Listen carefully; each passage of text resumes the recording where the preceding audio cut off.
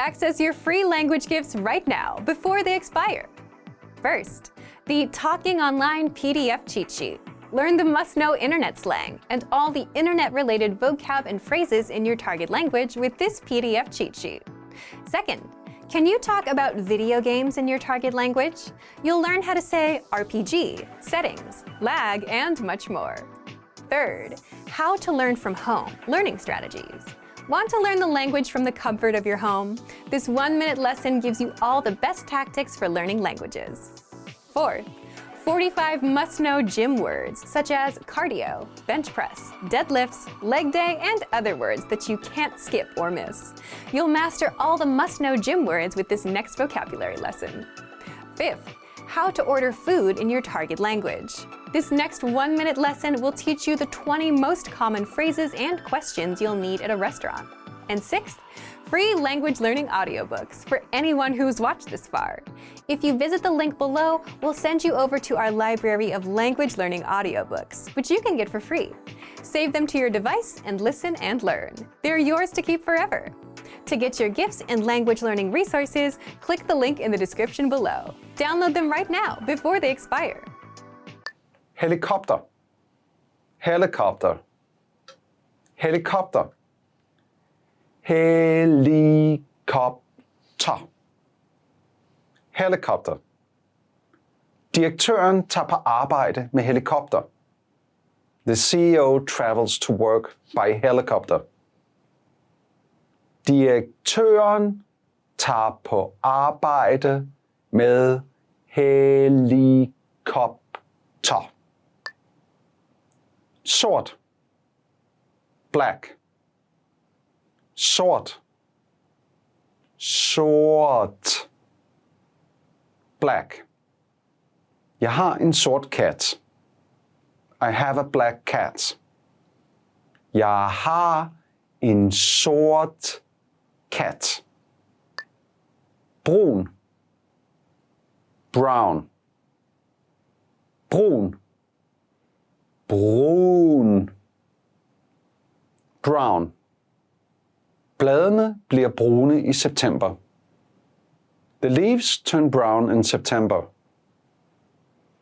Bladene bliver brune i september. Grå. Grey. Grå. Grå. Grey. Du har et gråt hår. You have a grey hair. Du har et gråt hår. Hvile sig. Rest. Hvile sig. Hvile sig. Rest. Jeg hviler mig bare. I'm just resting.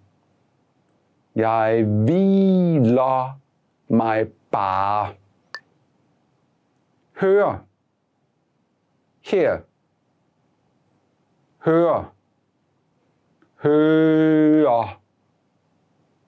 Hear. Jeg kan ikke høre dig tydeligt. I cannot hear you clearly. Jeg kan ikke høre dig tydeligt. Ville. Want. Ville. Ville. Want. Dørmanden ville se noget billedlegitimation. The bouncer wanted to see some photo identification. Dørmanden ville se noget billedlegitimation. Ulækker. Disgusting. Ulækker. Ulækker. Disgusting. Kakerlakker er ulækre. Cockroaches are disgusting. Kakerlakker er ulækre. 11. 11. 11. 11. 11. Dette store magasin har 11 etager. This department store has 11 floors. Dette store magasin har 11 etager. 12. 12. 12. 12. 12. Hun boede i den lejlighed i 12 år. She lived in that apartment for 12 years. Hun boede i den lejlighed i 12 år. 13. 13. 13. 13. 13. Hun er 13 år gammel. She's 13 years old. Hun er 13 år gammel. E-mail. E-mail. E-mail. E-mail. E-mail. Har du modtaget min e-mail? Have you received my email? Har du modtaget min e-mail? Mobiltelefon. Cellular phone. Mobiltelefon. Mobiltelefon. Cellular phone. Kvinden skriver en sms på sin mobiltelefon. The woman is texting on her cellular phone. Kvinden skriver en sms på sin mobiltelefon. SMS. Text message. SMS. SMS. Text message. Hun kontaktede mig via SMS. She contacted me via text message. Hun kontaktede mig via SMS. Mund. Mouth. Mund. Mund. Mouth. Du har en stor mund. You have a big mouth. Du har en stor mund. Kind. Cheek. Kind. Kind. Cheek. Hendes kinder er meget røde. Her cheeks are very red. Hendes kinder er meget røde. Næse. Nose. Næse. Næse. Nose. Min næse er stoppet. My nose is stuffy. Min næse er stoppet. Notesbog. Notebook. Notesbog. Notesbog. Notebook. Hvor er din notesbog? Where's your notebook? Hvor er din notesbog? Blyant. Pencil. Blyant. Blyant. Pencil. Drengen vil gerne låne blyanten. The boy would like to borrow the pencil. Drengen vil gerne låne blyanten. Viskelæder. Eraser. Viskelæder. Viskelæder. Eraser. Må jeg låne dit viskelæder? May I use your eraser? Må jeg låne dit viskelæder? Hvid. White. Hvid. Hvid. White. Min yndlingsfarve er hvid. My favorite color is white. Min yndlingsfarve er hvid. Rød. Red. Rød. Rød. Red. Der er røde og hvide flag overalt. There are red and white flags everywhere. Der er røde og hvide flag overalt. Grøn. Green. Grøn.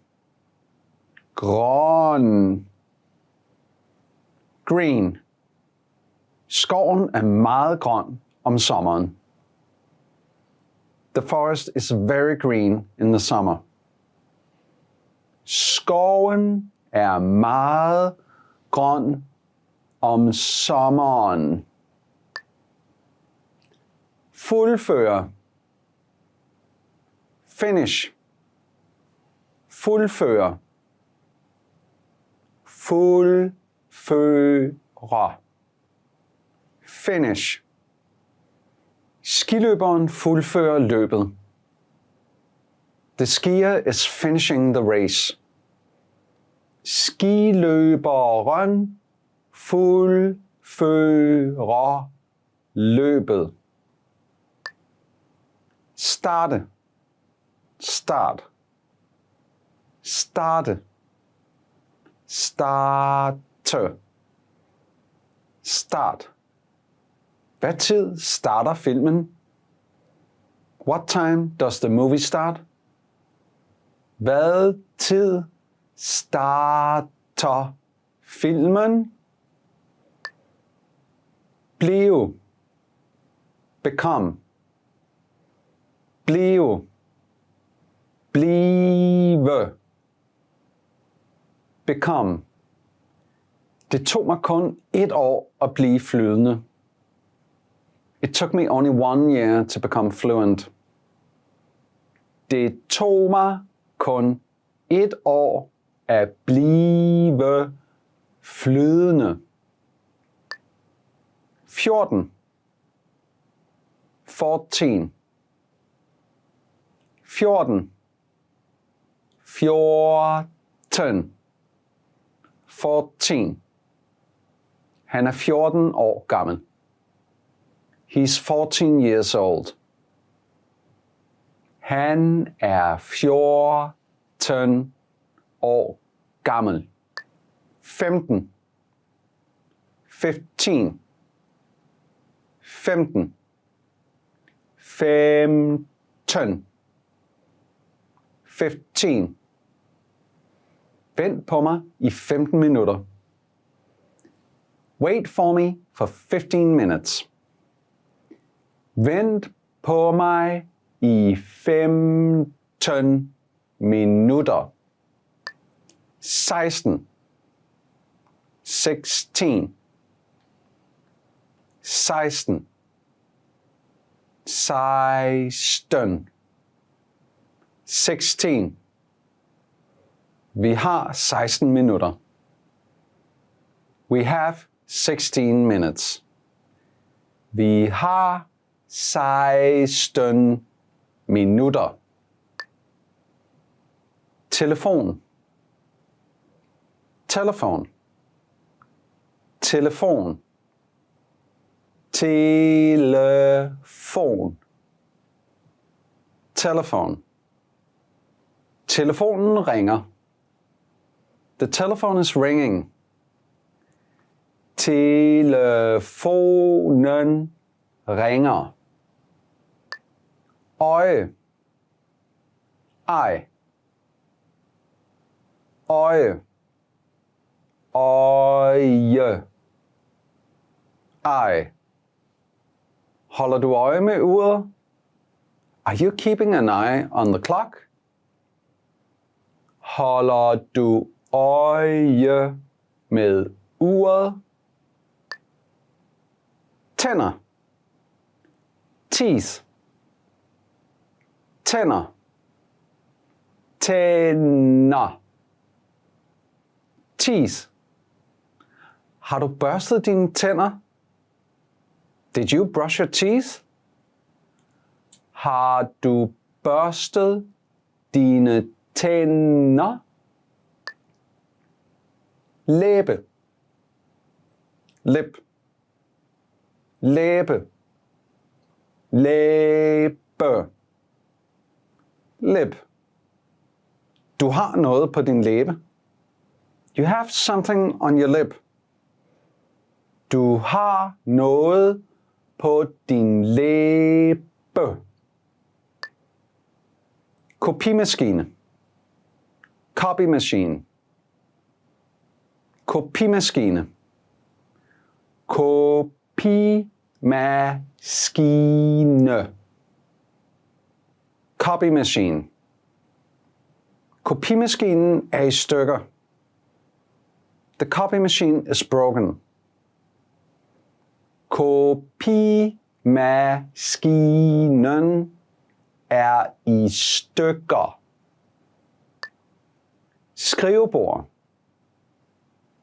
Desk. Skrivebord. Skrivebord. Desk.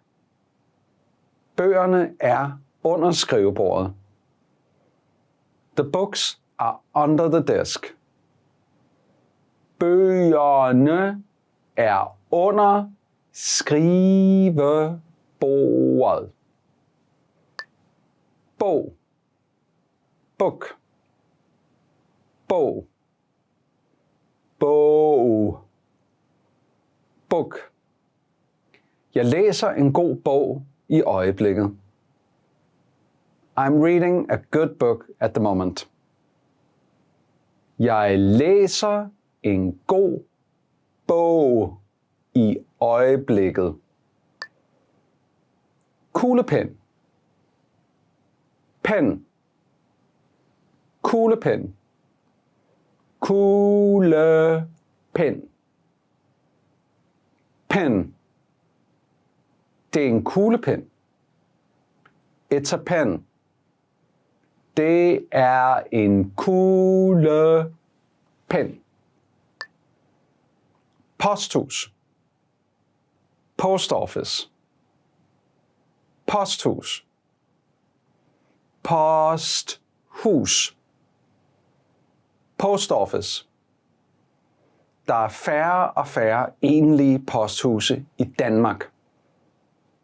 There are fewer and fewer actual post offices in Denmark.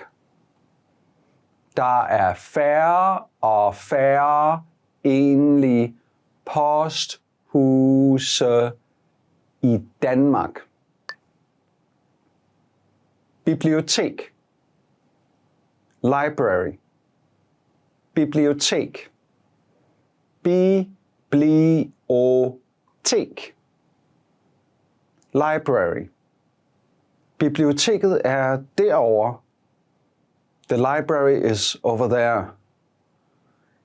Biblioteket er derovre. Supermarked. Supermarket. Supermarked. Supermarked. Kunden handler i supermarkedet. The customer is shopping at the supermarket. Kunden handler i supermarkedet. Hjælpe. help. Hjælpe. Hjælpe. Help. Jeg tror ikke, jeg kan hjælpe dig. I do not think I can help you. Jeg tror ikke, jeg kan hjælpe dig. Lære. Learn. Lære. Lære. Learn. Dansk er sjovt og nemt at lære. Danish is fun and easy to learn. Dansk er sjovt og nemt at lære. Bevæge. Move. Bevæge. Bevæge. Move. Robotten bevæger sine arme. The robot is moving its arms. Robotten bevæger sine arme. 17. 17. 17. 17. 17. Hans datter er 17 år gammel. His daughter is 17 years old. Hans datter er 17 år gammel. 18. 18. 18. 18. 18. Han er 18 år gammel. He's 18 years old. Han er 18 år gammel. 19. 19. 19. 19. 19. Der er 19 bøger her. There are 19 books here. Der er 19 bøger her. 20. 20. 20. 20. 20. Han har været min ven i 20 år. He has been my friend for 20 years. Han har været min ven i 20 år. Nakke. Neck. Nakke. Nakke. Neck. Jeg har smerter i min nakke. I got a pain in my neck. Jeg har smerter i min nakke. Ansigt. Face. Ansigt. Ansigt. Face. Pigen vasker sit ansigt. The girl washes her face. Pigen vasker sit ansigt. Øre. Ear. Øre. Øre. Ear. Jeg har 2 ører. I have 2 ears. Jeg har 2 ører. Hår. Hair. Hår. Hår. Hair. Du har et gråt hår. You have a gray hair. Du har et gråt hår. Bjerg. Mountain. Bjerg. bjerg. Mountain. Manden hopper på toppen af bjerget. The man is jumping on top of the mountain. Manden hopper på toppen af bjerget. Strand. Beach. Strand. Strand. Beach. Der er en livredder på stranden. There's a lifeguard at the beach. Der er en livredder på stranden. Regnskov. Rainforest. Regnskov.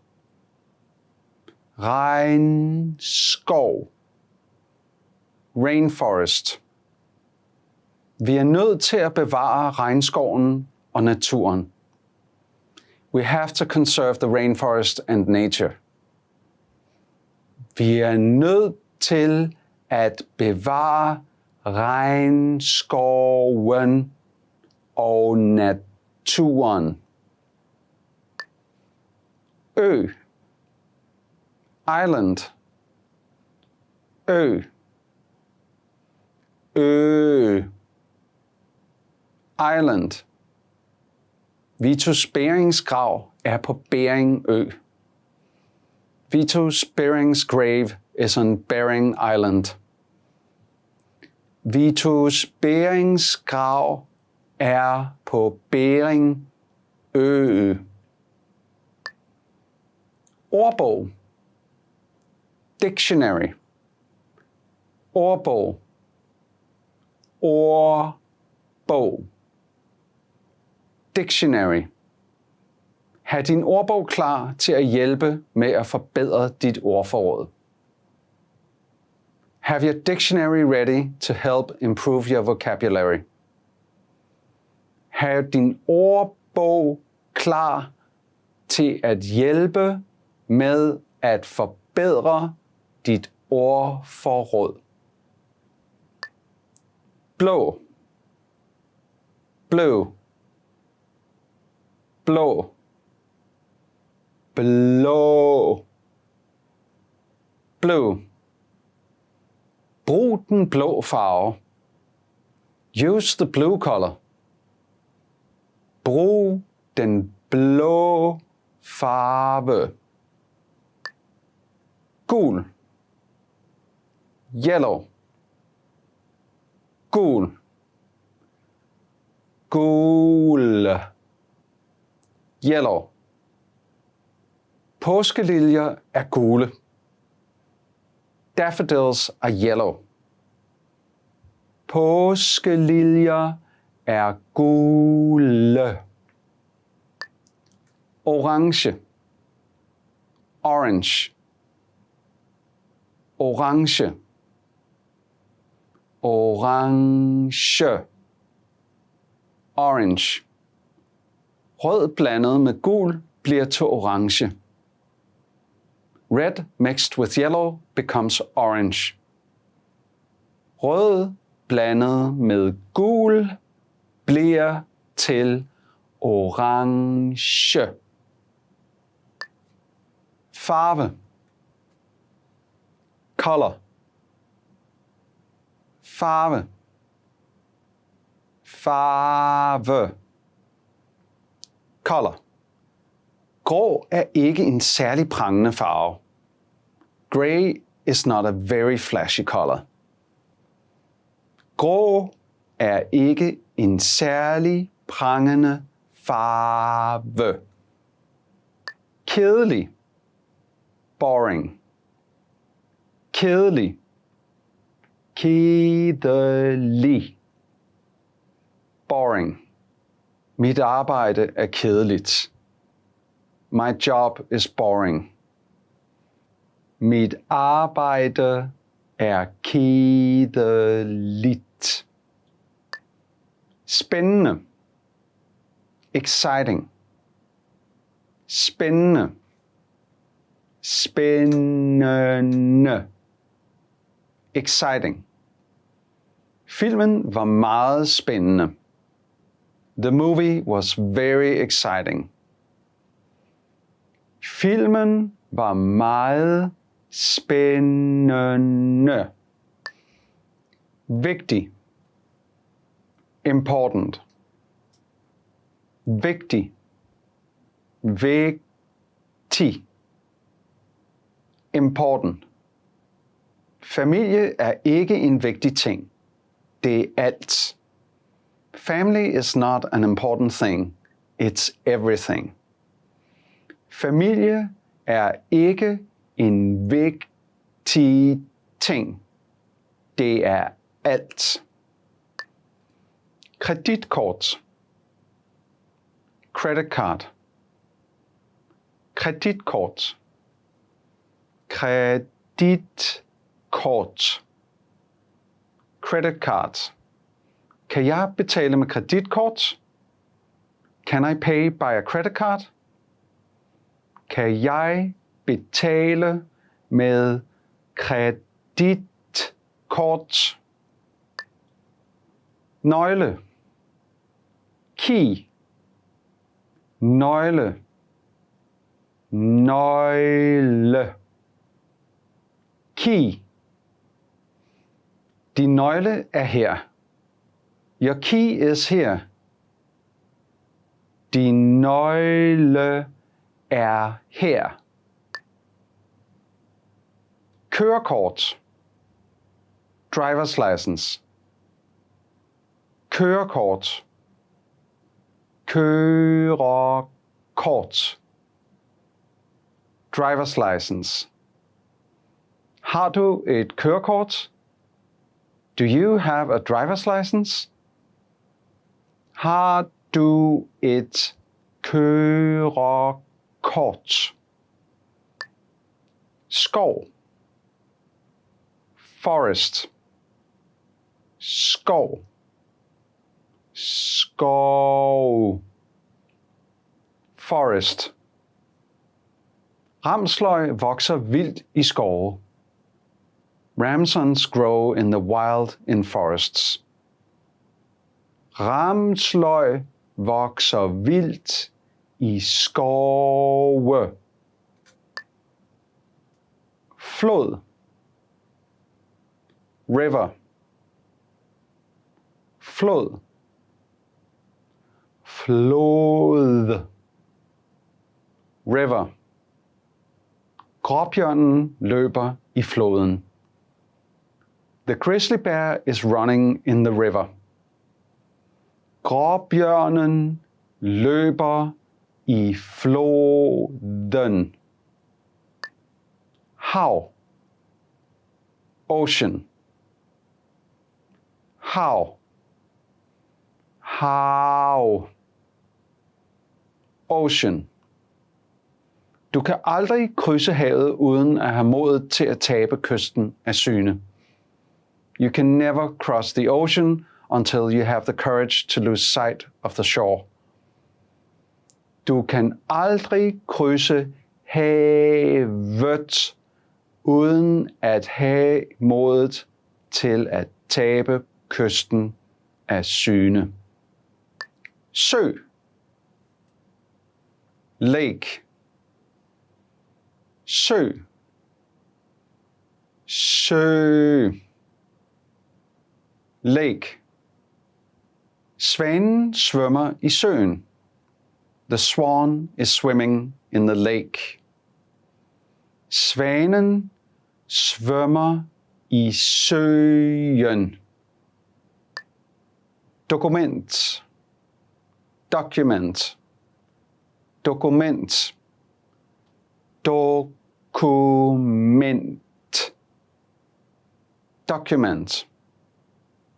Dokumentet er klar. The document is ready.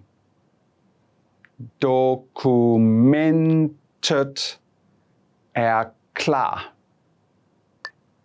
Computer. Computer. Computer. Computer. Computer. Jeg tænder min computer. I turn on my computer. Jeg tænder min computer. Faxmaskine. Fax machine. Faxmaskine. Faxmaskine. Fax machine. Har du en faxmaskine? Do you have a fax machine? Har du en faxmaskine?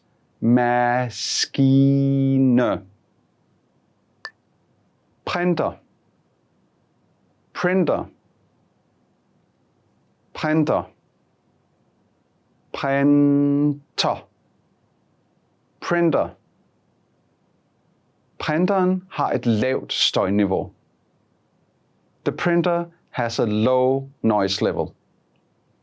Printeren har et lavt støjniveau. Stiftblyant. Mechanical pencil. Stiftblyant. Stiftblyant. Mechanical pencil. Den røde stiftblyant har et grønt viskelæder.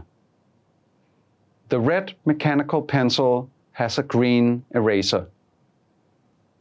Den røde stiftblyant har et grønt viskelæder.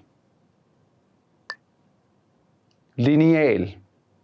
Ruler. Lineal. Lineal. Ruler. Tegn en linje med en lineal. Draw a line with a ruler. Tegn en linje med en lineal. Tusch. Marker. Tusch. Tusch. Marker. Tuschen er ved at løbe tør for blæk. The marker is running low on ink. Tuschen er ved at løbe tør for blæk. Bank. Bank. Bank. Bank. Bank. Jeg burde gå i banken før skole. I should go to the bank before school. Jeg burde gå i banken før skole. Dagligvarebutik. Convenience store. Dagligvarebutik. Dagligvarebutik. Convenience store. Jeg arbejder deltid i en dagligvarebutik. I work part-time at a convenience store. Jeg arbejder deltid i en dagligvarebutik. Hospital. Hospital. Hospital. Hospital. Hospital. Jeg tog hen på dyrehospitalet. I went to the animal hospital. Jeg tog hen på dyrehospitalet. Pung. Wallet. Pung. Pung. Wallet. Jeg har mistet min pung. I've lost my wallet. Jeg har mistet min pung. håndtaske, purse, håndtaske, håndtaske, purse. Dette er en stor håndtaske. This is a big purse. Dette er en stor håndtaske. Bestille. Order. Bestille. Bestille. Order. Er du klar til at bestille? Are you ready to order? Er du klar til at bestille? Mark. Field. Mark. Mark. Field. Der er 21 køer på marken. There are 21 cows on the field. Der er 21 køer på marken. Ørken. Desert. Ørken. Ørken. Desert. Kamelerne går i ørkenen. The camels are walking in the desert. Kamelerne går i ørkenen. Chef. Boss. Chef. Chef. Boss. Min chef er irriterende. My boss is annoying. Min chef er irriterende. Kontor. Office. Kontor. Kontor. Office. De ansatte arbejder på kontoret. The employees are working at the office. De ansatte arbejder på kontoret. Kollega. Coworker. Kollega. Kollega. Coworker. Alle mine kolleger spiller tennis. All my coworkers play tennis. Alle mine kolleger spiller tennis. Møde. Meeting. Møde. Møde. Meeting. Jeg deltager i et møde. I attend a meeting. Jeg deltager i et møde. Politistation. Police station. Politistation. Politistation. Police station. Politibilerne holder parkeret uden for politistationen. The police cars are parked outside the police station. Politibilerne holder parkeret uden for politistationen. Apotek. Pharmacy. Apotek. Apotek. Pharmacy. Er der et apotek i nærheden? Is there a pharmacy nearby? Er der et apotek i nærheden? Bageri. Bakery. Bageri. Bageri. Bakery. Hun tager til bageriet hver søndag med sine børn. She goes to the bakery every Sunday with her kids. Hun tager til bageriet hver søndag med sine børn. Biograf. Movie theater. Biograf. Biograf. Movie theater. Hvilken biograf vil du gerne besøge? Which movie theater do you want to visit? Hvilken biograf vil du gerne besøge? Forhandling. Negotiation. Forhandling. Forhandling. Negotiation.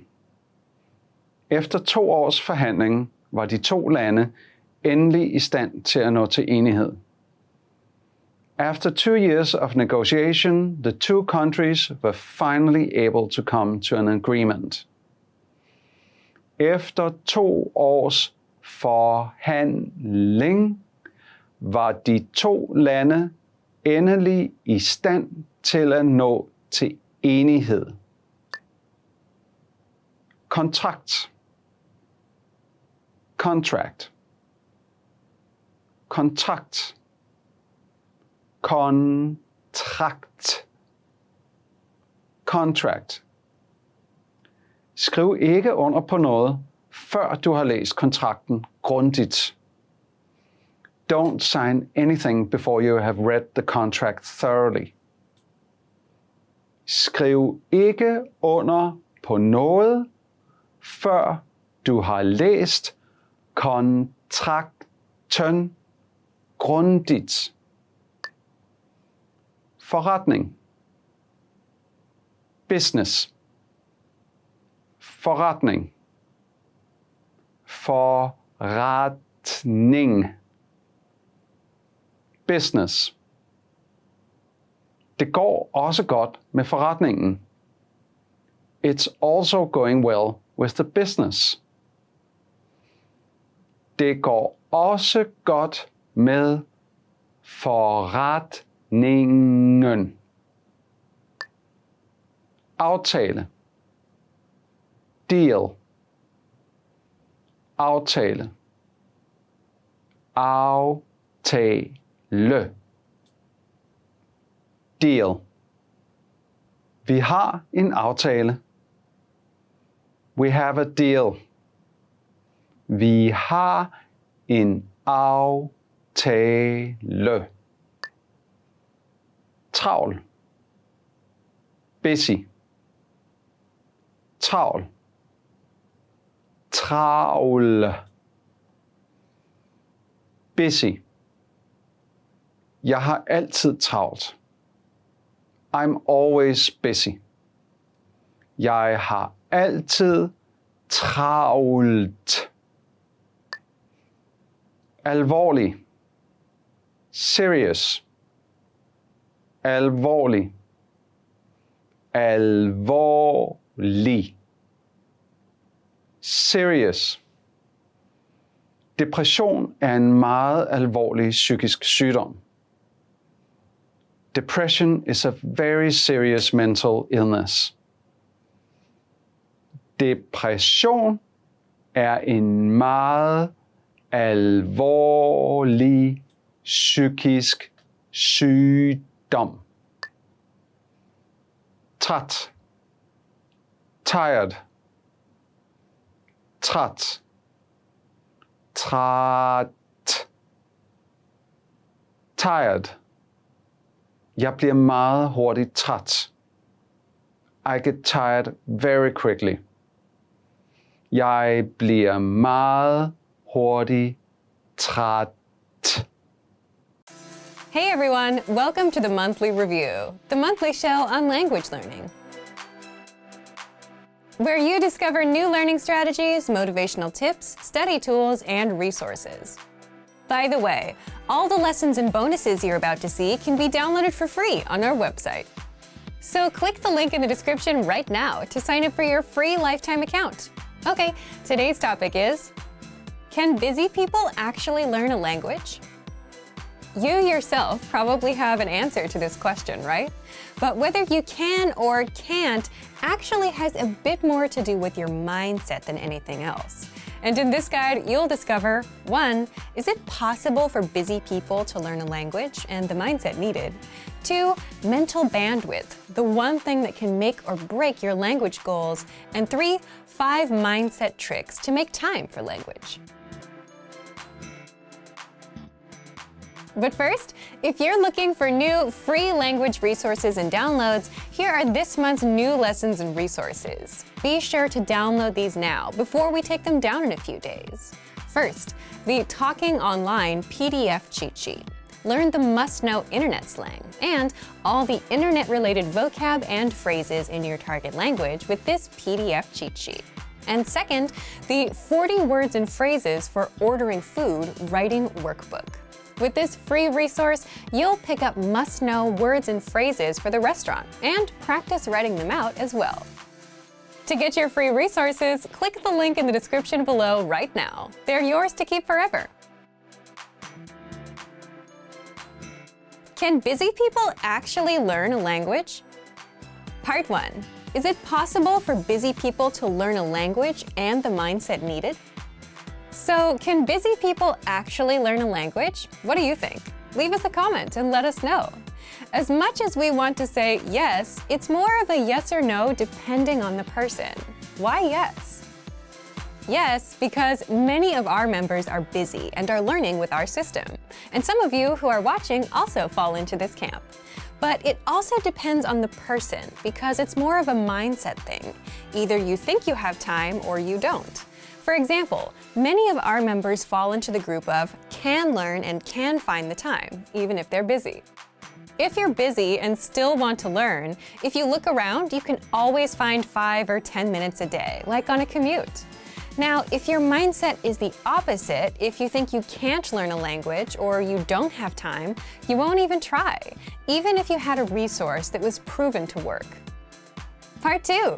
Mental bandwidth, the one thing that can make or break your language goals. And if you think about it, if you had all the time in the world but felt like you couldn't learn a language, you wouldn't try either. Again, this is why it comes down to the mindset and why it all depends on each individual person. Either you think you can or you think you can't. But it may not always be this black and white either. It can also depend on your mental bandwidth too. Think back to your school days, those few days before exams. It got really busy and you had to stop everything to study, right? You were probably thinking, if I can just get through studying this week and take the test, then next week I can finally start relaxing and doing other things. And if someone asked you if you wanted to hang out, you would say no, because you're busy. But chances are you still managed to spend at least 30 minutes on YouTube or social media. Meaning you did have some time, even if you were busy. But the test was occupying your mind and taking up all that bandwidth. So it's also possible that we just don't have the mental bandwidth because we're overwhelmed. And this is a genuine reason for not being able to learn when you're busy. Don't worry, in the next part, we'll show you how to get some bandwidth so that you don't feel overwhelmed. Part 3. 5 mindset tricks to make time for language. So if you've gotten this far, you understand that it is possible to start learning a language, even if you're busy, that you can find the time, but it mostly comes down to your mindset. So how can you develop the mindset? So when you're too busy, it feels like you're overwhelmed and like you don't have control of your time. Well, there are a few things you can do to gain some control of your time, have some breathing room, and learn a bit of language. First, always set small, measurable goals. This is something that we talk a lot about here. For example, learn for 10, 15, or 20 minutes every day. Learn 100 words in 1 month, which means learning 3 to 4 words a day. And the mindset behind this is just being realistic with your goals and what you can do. Because if you're busy, you may not have 1 or 2 hours. And this is a strict rule, especially when starting out with new goals and languages. Always stick to small, measurable goals. Second, lowering your goals and expectations is okay when things get super busy. If you couldn't learn all 100 words for the month and only got up to 40 or 60, that's okay.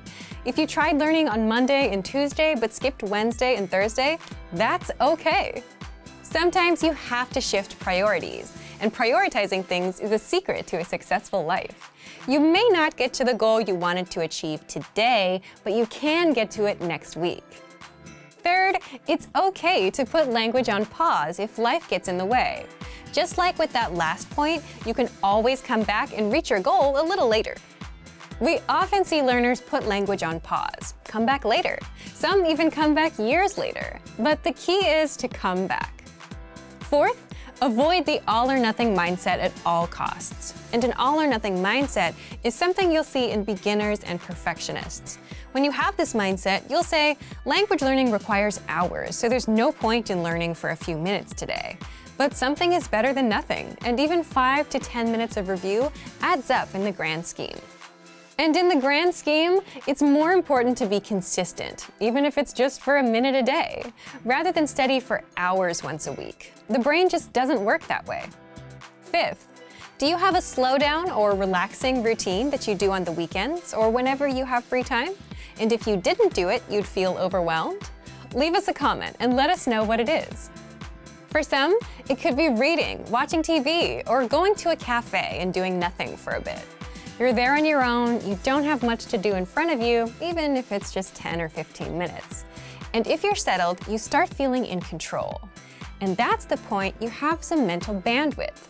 You can start doing some time management and plan your week out. You can put in a few minutes of language learning. But if you don't slow down and if you feel overwhelmed, you could have the easiest possible way to learn a language, and you still wouldn't do it. So, back to you. If you were busy, do you think you'd be able to learn a language? Leave us a comment. So, thank you for watching this episode of Monthly Review. Do you record yourself speaking your target language?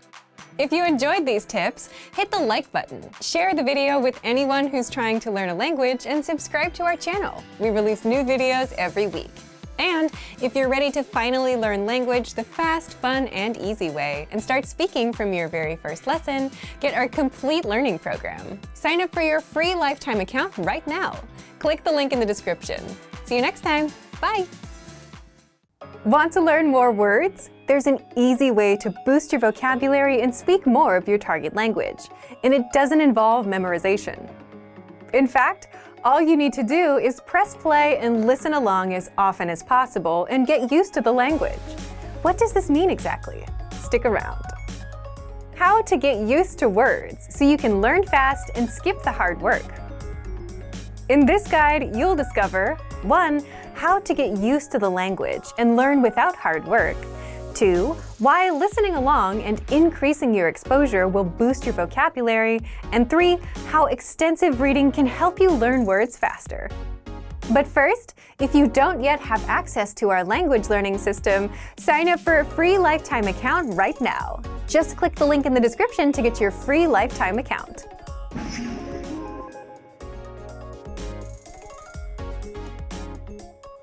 If you're learning any language, you've probably felt frustrated over the number of words, conjugations, variations, and exceptions that you need to know. And sure, you need to know them, but that doesn't mean you have to study and sweat over them. There is an easier way to learn, and it's simply to get used to the language. And getting used to it just means you hear a word enough times to the point that you just know it naturally. Just like you got used to riding a bike or using a brand new keyboard or smartphone. Eventually, it got easier.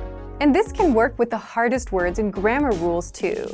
You get used to them over time and suddenly it's easy for you. So, how exactly can you get used to the language and boost your vocabulary?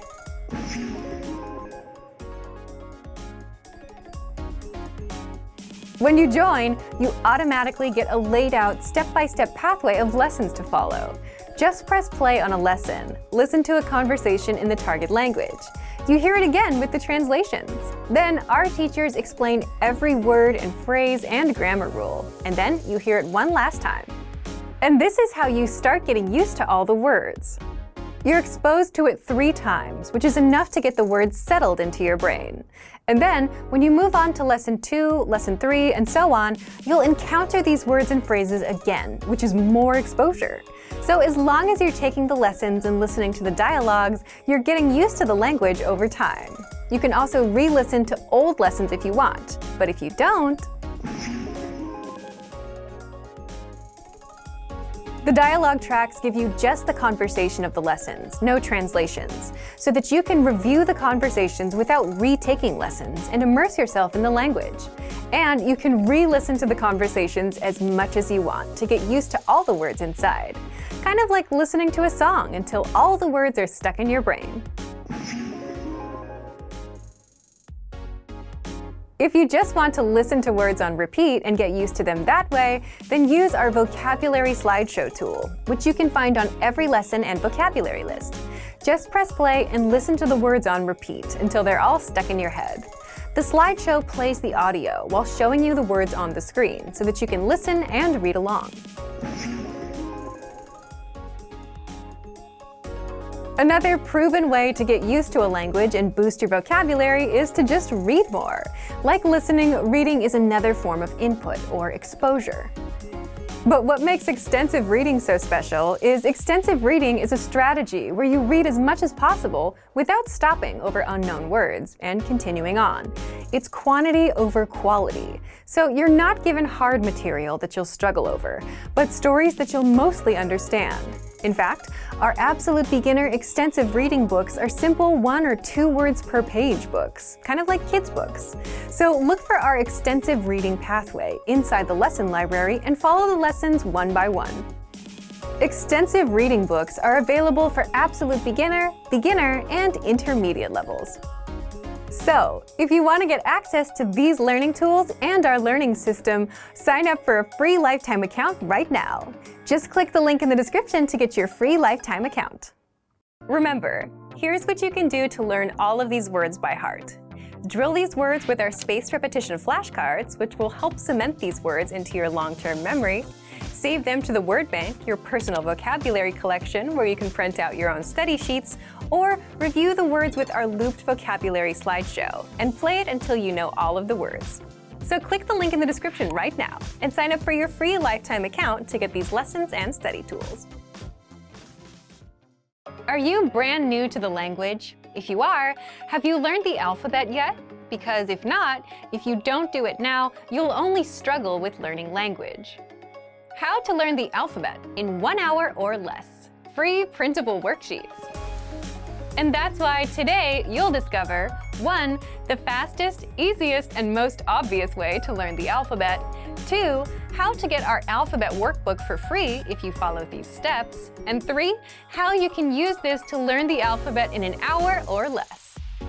But first, if you don't yet have access to our language learning system, sign up for a free lifetime account right now. Just click the link in the description to get your free lifetime account.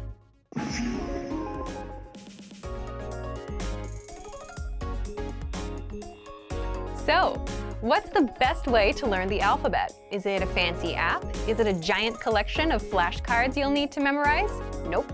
The best way is to simply practice writing the letters out. Sounds obvious, but in this digital age, writing things out isn't the first thing most people think of. But because you're writing things out and engaging multiple senses, you'll remember everything better than just swiping around on an app and only looking at the letters.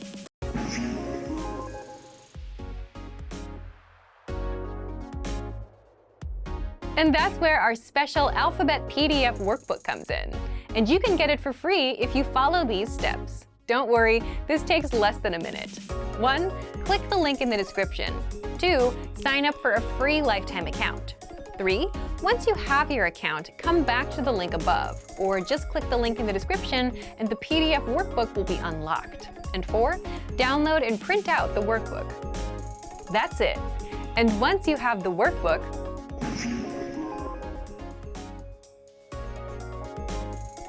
You can learn the alphabet in an hour or less, like many of our learners. Just write the characters in the provided spaces. Again, by physically writing things out, you learn faster because you're engaging more senses. And you can also print several copies of the same workbook for extra practice. Once you're done, be sure to immediately move on to reading and writing. This will help cement the alphabet into your brain. And don't worry if you struggle remembering 1 or 2 letters. The rest comes from reading and writing practice. If you want to jump into reading, check our extensive reading books inside the lesson library. The Absolute Beginner books are simple 1 or 2 words per page books that will get you going. If you want to practice writing, make sure you're signed up to our email list. We email out writing workbooks and cheat sheets every week. So, if you want to get access to these learning tools and our learning system, sign up for a free lifetime account right now. Just click the link in the description to get your free lifetime account. Remember, here's what you can do to learn all of these words by heart. Drill these words with our spaced repetition flashcards, which will help cement these words into your long-term memory. Save them to the word bank, your personal vocabulary collection, where you can print out your own study sheets, or review the words with our looped vocabulary slideshow, and play it until you know all of the words. So click the link in the description right now and sign up for your free lifetime account to get these lessons and study tools.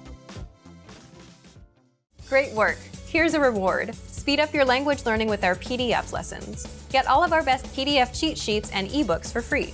Just click the link in the description.